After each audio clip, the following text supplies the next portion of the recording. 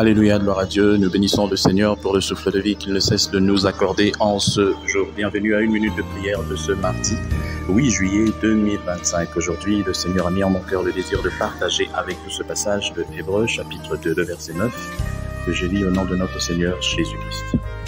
Jésus, nous le voyons couronné de gloire et d'honneur. Jésus, nous le voyons couronné de gloire et d'honneur. Nous ne le voyons plus comme dans les jours de sa chair, l'homme de douleur. Nous ne le voyons pas encore comme le guerrier redoutable en vêtements rouges, en habits éclatants et se redressant avec fierté dans la plénitude de sa force, tel qu'il se manifestera au jour de sa vengeance et du jugement selon Ésaïe, chapitre 63 et l'Apocalypse.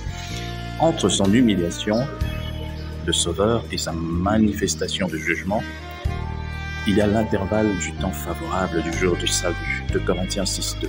C'est à ce temps qu'appartient cette révélation du Seigneur glorifié, dont seuls les chrétiens ont le privilège de connaître la puissance.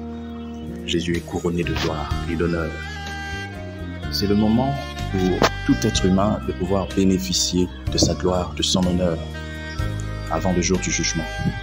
Je dis bien tout être humain, parce que les chrétiens vont bénéficier même de ses vêtements rouges, de sa position lorsqu'il sera vêtu en vêtements rouges, en habits éclatants, et lorsqu'il va se redresser avec fierté dans la plénitude de sa force. Nous, les enfants de Dieu, les chrétiens, nous serons dans la félicité.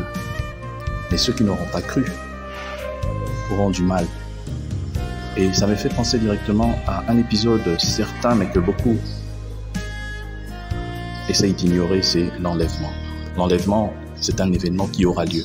Un jour, l'église ne sera plus, l'église la vraie, pas ceux qu'on voit de nos yeux, mais l'église que Dieu connaît. Tous ceux qui ont reçu le Seigneur comme Seigneur et Sauveur seront un jour enlevés. Et il n'y aura plus la grâce des dieux sur la terre. Et je prie pour que tu ne puisses pas connaître ce jour en étant païen, loin de Dieu.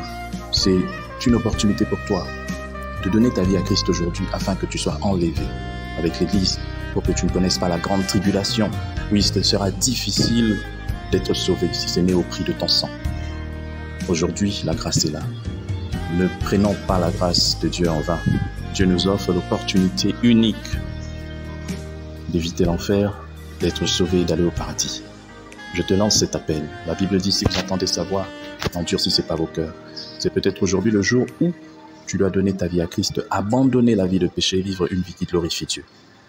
Que Dieu bénisse sa parole, qu'il bénisse tous ceux qui m'ont suivi, que cette parole atteigne les extrémités de la terre. Au nom de Jésus-Christ, Amen. Bonne journée à tous.